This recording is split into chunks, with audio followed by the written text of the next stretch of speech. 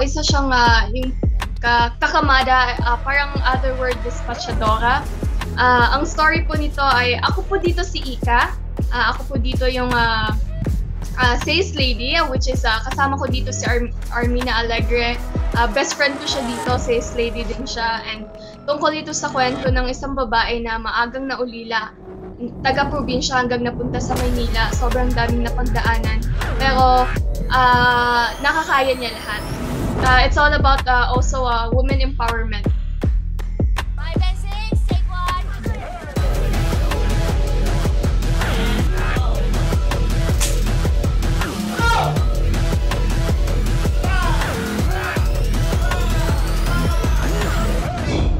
Boom!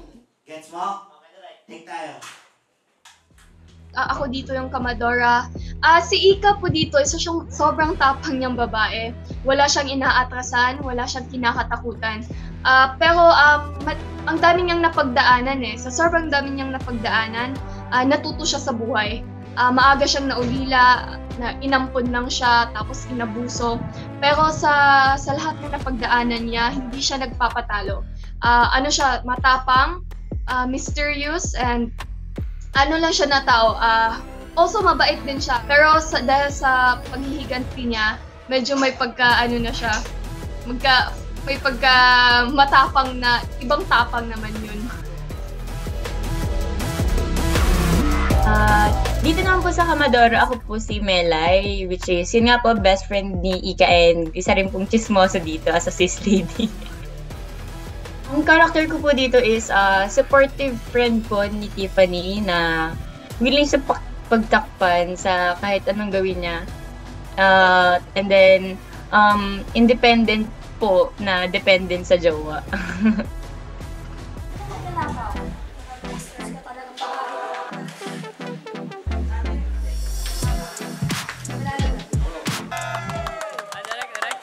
It's a wrap!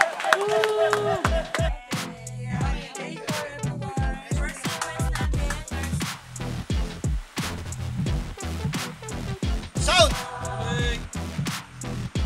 Cameras!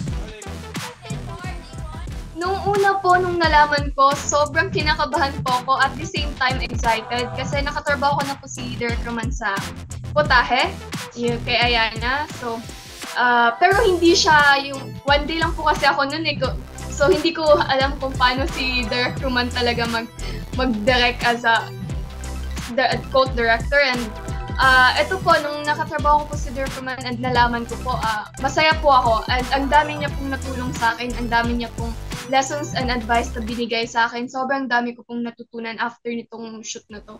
And thankful po ako kay Derek kasi kung hindi lang din po dahil sa kanya, hindi ko po magagawa itong Kamadora na movie. Hindi magiging successful po. Actually po, ito yung pinaka-madaming scene ko na sexy scenes. Ito yung pinaka, hindi naman nahihirapan, pero ito yung pinaka-challenging na wild for me na sexy scene. Ayos po!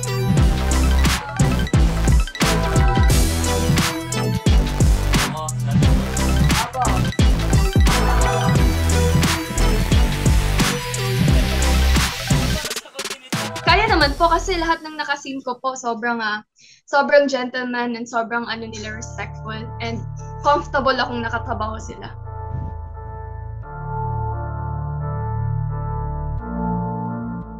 Sobrang saya ko po kasi before po na nag-Lovely, which is pinaka first role ko po dito is yung LLT, and then sumunod po yung Paupahan, and ito pong Kamador is pinaka-launching ko po, and sobrang thankful ko po kasi binigyan ako ng pagkakataon na maipakita yung talent ko po sa yung paano ako umacting po. Yung passion ko, yung willingness ko po, binigyan po nila ako ng chance.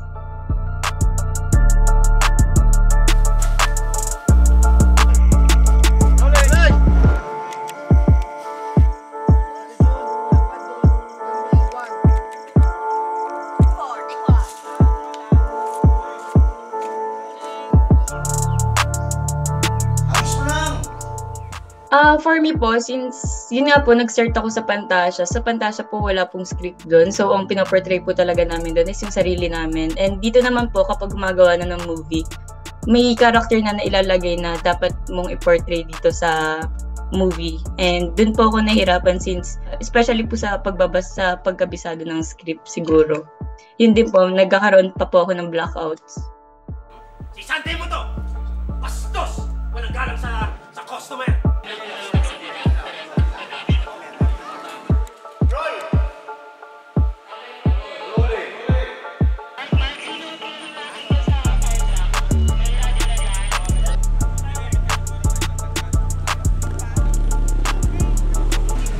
Pasok, pasok. Lang ng 1, 2, 3, sumabog.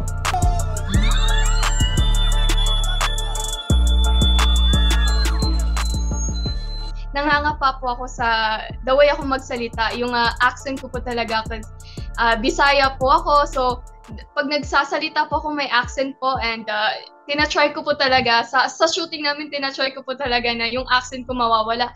Pero thankful din po ako kay Direk kasi sabi ni Direk, okay lang may accent ka kasi mas okay yan. Kasi mas bagay siya sa role na Kamadora kasi galing siya probinsya, pumunta siya sa Maynila and hindi binago ni Direk yung accent ko which is naging comfortable po ako and pero mas inaakal ko po talaga yung pagsasalita ko sa Tagalog.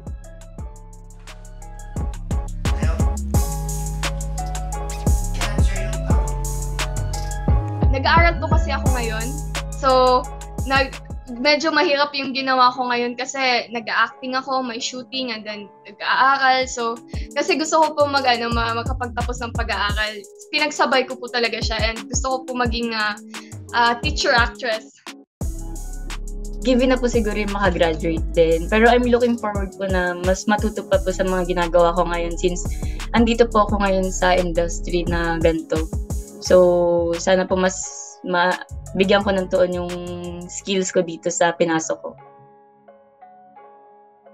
Dito sa film po, it's okay po na kumbaga sa role ko po na always support your friend pero dapat alam mo rin na kung paano siya, dapat kilala mo yung kaibigan mo since yun nga po, meron pong hidden agenda dito si Tiffany Gray.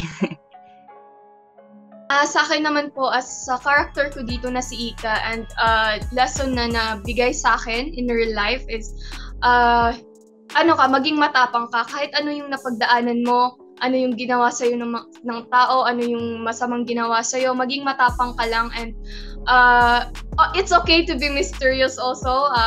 Hindi naman sa pagiging masama, pero kailangan mong lumaban para hindi ka ma-take advantage ng mga tao.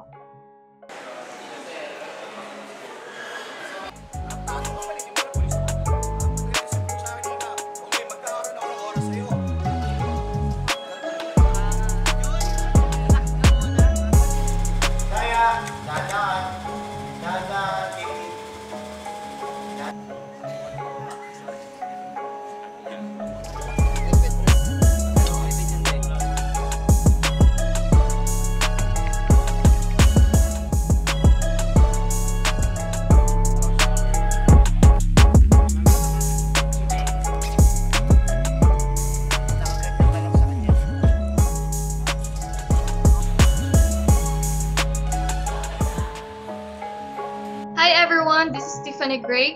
I'm inviting you all to watch Kamadora, directed by Roman Caris Jr. Now streaming only on Viva Max.